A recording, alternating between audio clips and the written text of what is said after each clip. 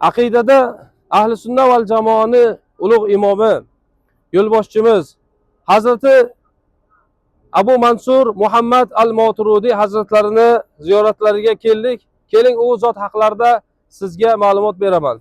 Aqidada ikki mashhur imom bor. Imom Ash'ari va imom Moturudi. Imom Moturudi hazratlari Samarqand viloyatini Moturid degan qishlog'ida dunyoga kelganlar, tavallud qilganlar. U zot juda ham ko'p ilmga ega bo'lib, faqih bo'lganlar. Aqidada imomlik darajasiga, olimlik darajasiga yetib kelgan shu ulug' zotdan kunimizgacha 40 dan ziyod asarlar yetib kelgan. Ularning ichida Kitobut Tavhid va tafsirlari, ya'ni Ta'vilatu ahli sunna kitobi mashhur. Qolgan kitoblari kunimizgacha yetib kelmagan. Bu zot hozirgi kunda ahli sunna val jamoaga e'tiqod qiluvchi musulmonlarning yarmidan ziyodi shu zotni bizlarga chizib bergan dasturlari, ta'limotlari asosida e'tiqod qilib keladi. Bu zot shariat ilmlarini ustozi bo'lishi bilan birgalikda tasavvufda ham katta bir olim, vali zot bo'lganlar.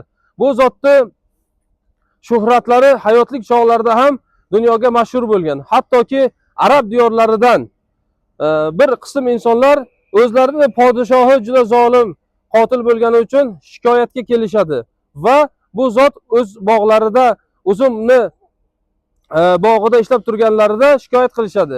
Bir parcha uzumni shoxini olib otib yuboradilar, uloqtirib, keyin aytadilarki, sizning ishingiz hal bo'ldi, boring deydilar. Ular ichlaridan ustimizdan kuldilar, mazoq qildilar deb qaytib ketishadi. Qarashsa o'sha podsho o'lgan bo'ladi. Sababi nima? Sababi shu ulug' zotni otgan o'sha uzum parchasi, shoxi kelib yuragiga sanchilgan bo'ladi va ular qaytib kelishadi. Mana shu zotga shogird bo'lib, shu Samarqandda dafn qilinishadi. U zotni yonlarida ko'miladi. Ya'ni qabri G'urabo degan qabristonda ko'milgan o'sha kishilar. O'zlari esa Shokardiza qabristonida vafot qiladilar. Mana shu hozirgi ko'rib turgan joyingiz u kishini ziyoratgohlari hisoblanadi. Butun dunyodan bu zotni ziyoratlarga barcha aqidada shogird bo'lgan insonlar kelib ziyorat qilishadi. Böyle.